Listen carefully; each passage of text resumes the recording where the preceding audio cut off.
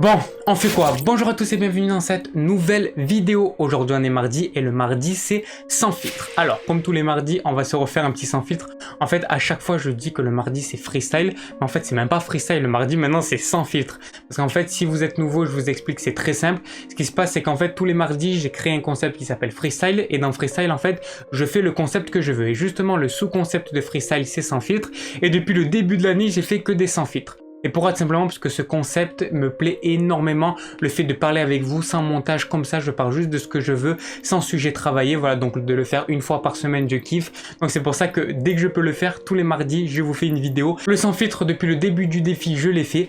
Donc voilà, le concept est très simple, tout simplement qu'on va parler sans aucune coupure, sans aucun montage, à part l'intro, comme je vous le dis toujours, il y a une petite intro, une petite musique, mais à part ça, il va n'y avoir aucun montage pendant toute la vidéo. Donc voilà, c'est un peu le concept, et on va parler un petit peu de sujets comme ça, de l'humeur du jour et tout. Et là, de quoi on va parler? On va parler d'un sujet, et ce sujet on en parle énormément en ce moment, mais je voulais vous en parler parce qu'on peut pas passer à travers. On va parler un peu de la situation qui se passe en France et dans le monde entier avec le coronavirus, mais pas pour vous rebâcher les oreilles avec ça, mais surtout qu'est-ce qu'on va faire pendant cette période de confinement, parce que la période de confinement va arriver dans pas longtemps, donc c'est pour ça. Et c'est parti, on commence avec sans filtre. C'est parti.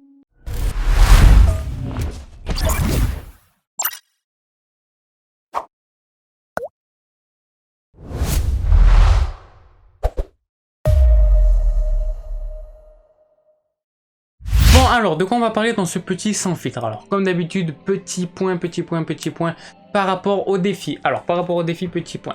Hier, je vous ai publié la première citation, donc le défi, si vous n'avez pas vu, je vous mets la vidéo juste en haut dans le i, vous pouvez aller la voir.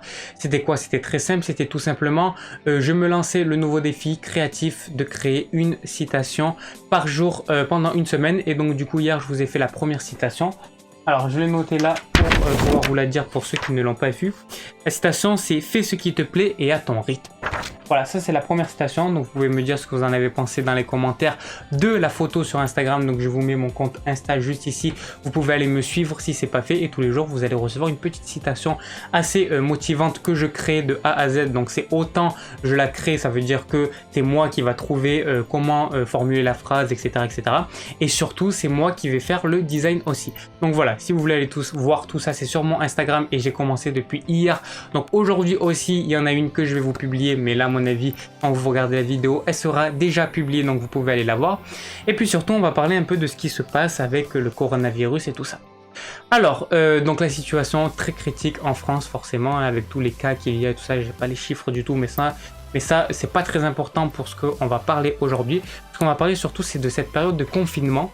Donc voilà, là maintenant on va devoir rester confiné chez nous pendant peut-être 2-3 semaines, un mois, on sait pas du tout la période, mais voilà, on peut plus sortir pratiquement de chez nous à part pour faire des courses, et c'est vraiment temporaire, ça veut dire que sinon il faut aller un par un et tout. Bon, la situation est assez compliquée, et du coup pendant cette période de confinement, qu'est-ce qu'on fait?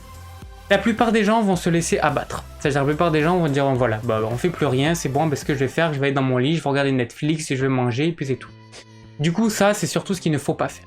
Et ce qu'il faut comprendre, c'est que là il va y avoir plus de 66 millions de Français qui vont être chez eux. Alors pas vraiment 66 millions, parce que bien sûr il y a des personnes qui travaillent, comme les personnes qui sont dans tout ce qui est le personnel médical et tout ça, tout ce qui est médical, eux ils vont travailler, et ça représente beaucoup de personnes en France. Et également tous ceux qui sont dans les métiers alimentaires et tout, eux aussi vont rester dans les magasins.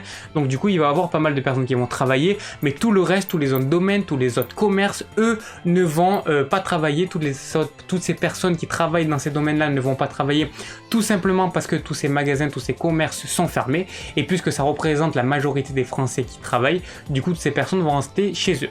Également les personnes qui travaillent pour des entreprises, eux vont devoir rester chez eux en télétravail, travailler en télétravail. Donc en fait tout le monde va rester chez soi. Et du coup, quoi faire pendant cette période? Alors déjà, pour savoir ça, il faut s'inspirer de ce qui se passe dans les autres pays. Alors juste 2 secondes, je regarde, voilà, je regardais juste si la courbe du son était bonne. Déjà, il faut regarder ce qui se passe dans les autres pays. C'est qu'en Chine, il y a à peu près, je crois, 80 000 cas, et en Chine, ça y est, c'est pratiquement terminé, ils commencent à reprendre un peu vie, ils commencent à ressortir de chez eux et tout ça, ça y est, ça commence à se terminer. Et ce qu'on peut voir aussi, c'est qu'il y a eu un point très positif, c'est que déjà, l'épidémie s'est arrêtée en Chine. On est passé de à peu près 3 à 4 000 cas par jour, à maintenant, je sais quoi, ça doit être 20 cas par jour, et c'est seulement les personnes qui sont en famille.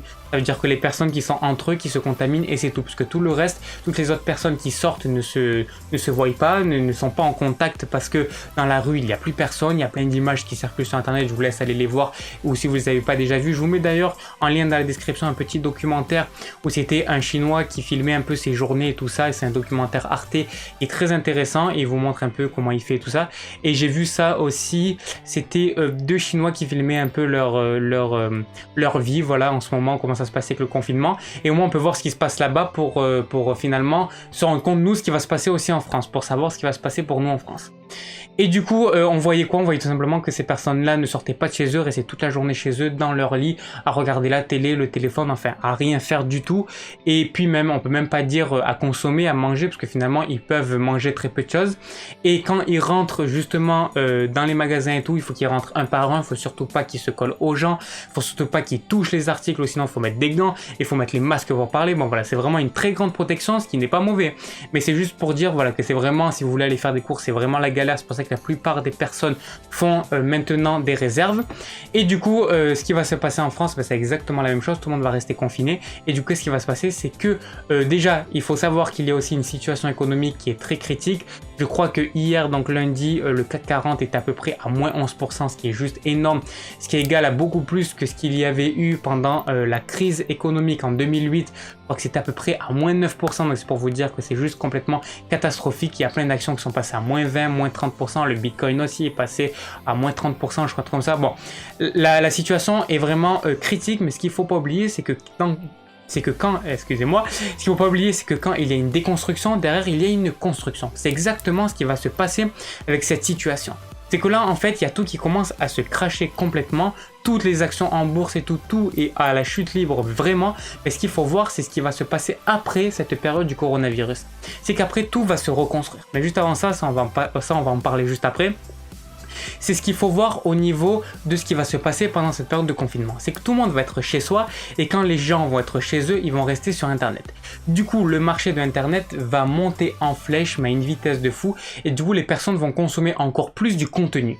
Donc ce qu'il faut faire, c'est que là, il va falloir produire du contenu sur YouTube, sur Instagram, sur TikTok et sur tous ces réseaux-là. Et également écrire des articles. Là, ce que je pense, moi, ce qu'il faut faire, c'est qu'il faut créer du contenu. Parce que les gens vont consommer énormément de contenu, donc il faut leur produire ce contenu-là. Vous aussi, vous allez rester chez vous. Donc dans ce cas-là, au lieu, vous, de consommer le contenu que les personnes vont faire, il faut que c'est vous qui créez ce contenu-là.